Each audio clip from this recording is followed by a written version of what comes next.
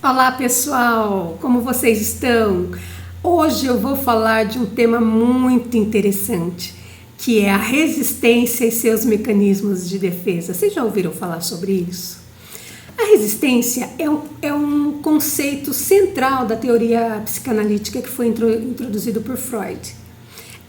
Refere-se a mecanismos de defesa pelas quais o ser humano impedem inconscientemente acessos a pensamentos, memórias e sentimentos dolorosos ou que não são aceitáveis.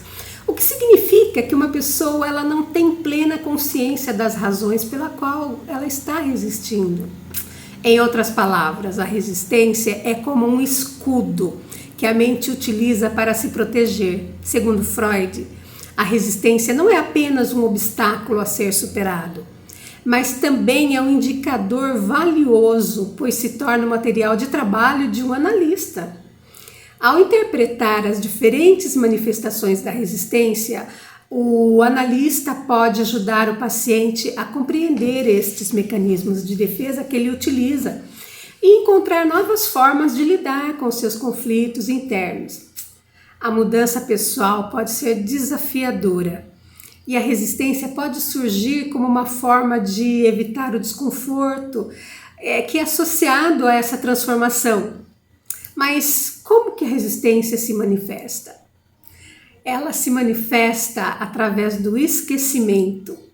Quando uma pessoa tem a dificuldade em lembrar de sonhos, experiências passadas ou até informações importantes.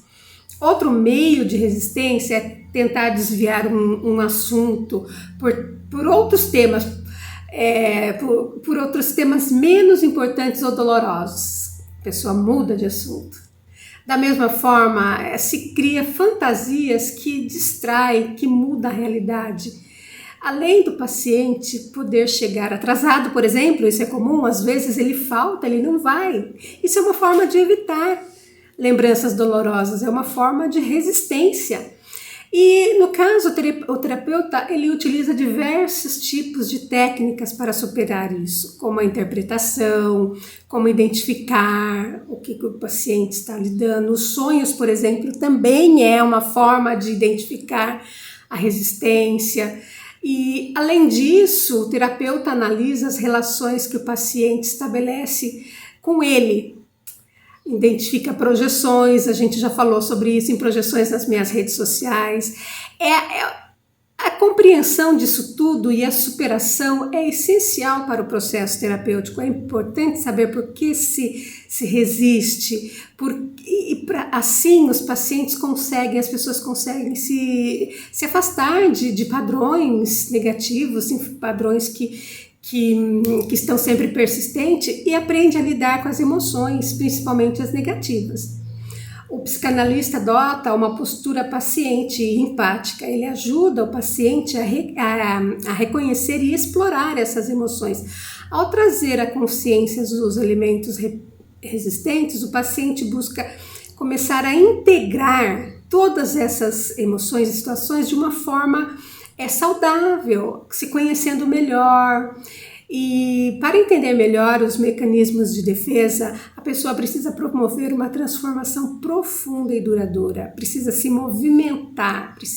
Mas para isso não é apenas preciso superar os sintomas, mas ter uma descoberta de si mesmo para construir uma vida melhor. A resistência, ela está em todos os locais, não apenas no consultório terapêutico, não apenas com o terapeuta.